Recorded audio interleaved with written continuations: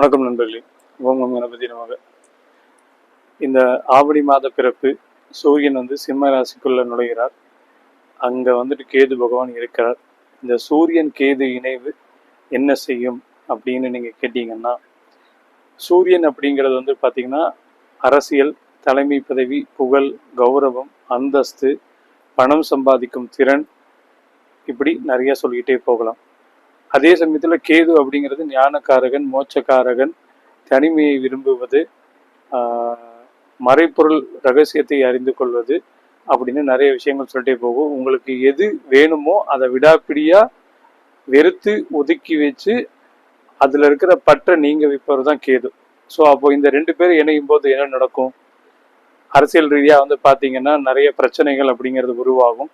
அதுல பெரிய பெரிய தலைவர்களே சாரி கேட்கறதும், அதை நான் சீக்கிரமா திருத்திக்கணும் அப்படிங்கிறது ரொம்ப பண்பா பதில் சொல்லுவாங்க.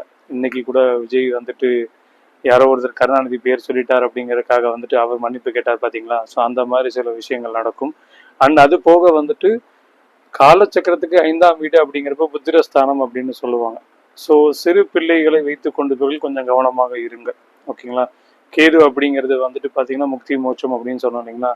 ஸோ ஒரு குழந்தைங்க விளையாடும் போதும் சரி, அதுக்கப்புறம் பார்த்தீங்கன்னா அட்வென்ச்சர் ஆக்டிவிட்டிஸ்ன்னு சொல்லி போட்டு வெளியில் சுற்றுலா செல்லும் போதும் சரி, ஸ்கூல் டூர் போகும்போதும் சரி, இந்த மாதிரி விஷயத்துல கொஞ்சம் கவனமாக இருந்துக்கோங்க.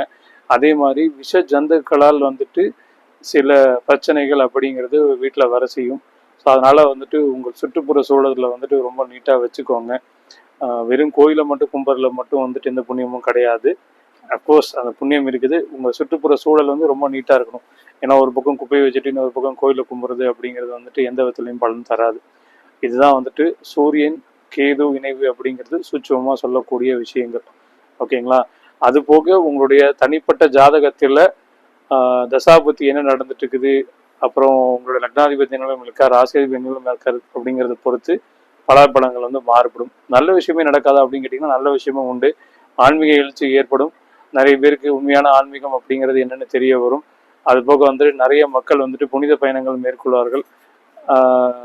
நல்ல பக்தி அப்படிங்கிறது தங்களுடைய மனசை சுத்தமா வச்சுக்கிறதும் அப்படிங்கிறதும் நிறைய பேர் உணர்வாங்க.